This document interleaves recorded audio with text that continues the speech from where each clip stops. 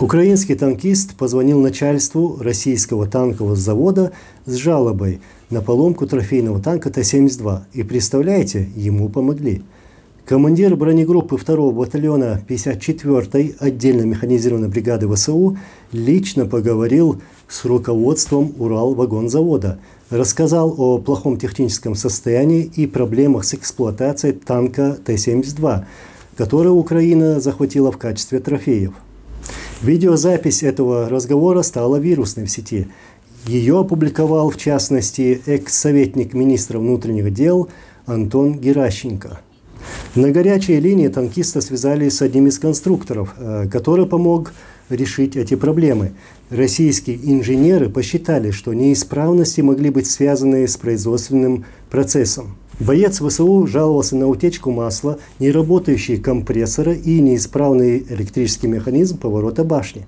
Украинский военный также рассказал, что на танке сгорел поворотный механизм башни, поэтому им пришлось крутить эту башню вручную, как в 1943 году на Т-34. «Новый танк, но воевать на нем нереально», — сказал боец ВСУ россиянину. После этого украинский военный позвонил генеральному директору Уралвагонзавода Андрею Абакумову. Ему он повторил свои претензии к боевой машине, и россиянин в ответ попросил сбросить эти данные в мессенджер WhatsApp и пообещал, что детально обсудит все эти проблемы со своими конструкторами. В конце этого короткого разговора боец ВСУ добавил, что он военнослужащий ВСУ, и попросил генерального директора Уралвагонзавода делать российские танки лучше, чтобы когда они попадают в руки ВСУ, машины были не в таком плохом состоянии. И завершил этот разговор украинский танкист со словами «Слава Украине».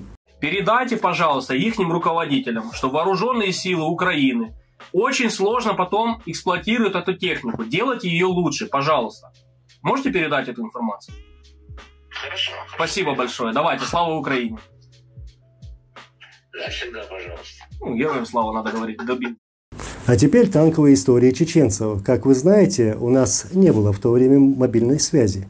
В сторону Грозного направлялась колонна российских танков. И с Джохаром Дудаевым, с нашим первым президентом, связался командир чеченского подразделения и передает такую новость. В сторону Грозного движется колонна русских танков. Какие действия предпринимать?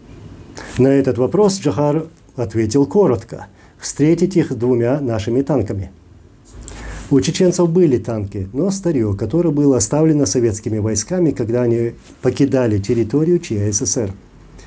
Не более десятка тех, которые могли передвигаться или вообще стрелять. После позорного штурма российских войск 26 ноября 1994 года чеченцы взяли в качестве трофеев десяток танков Т-72. И все они стояли за президентским дворцом на площадке. И все они были уничтожены российской авиацией и артиллерией. Почему она там стояла и почему чеченцы особо не пользовались ею в городе? 2 причины. Первая причина – был отстрелян весь боезапас. Второе – использование танков в городе – это очень даже глупо. Хотя после 26 числа, когда силы оппозиции с участием российских войск были введены в город до 50 единиц бронетехники, танков. Эти 50 танков были уничтожены правительством, войсками и силами ополчения. Было заявление генерала Грачева, который заявил такими словами: «Какой дурак себе позволил ввести танки в город?» И 31 декабря сам же их ввел, только чуть количеством больше, до 200, до 250. И эти 200 танков практически были уничтожены.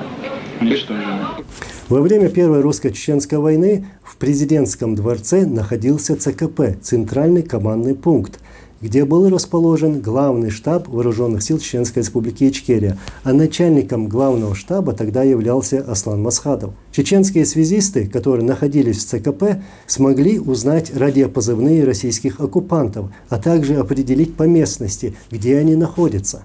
Оказывается, в сторону города двигалось 2 колонны вражеской бронетехники. И начальник главного штаба Аслан Масхадов, управляя радиостанцией, стал отдавать указания и направил 2 российские колонны друг против друга.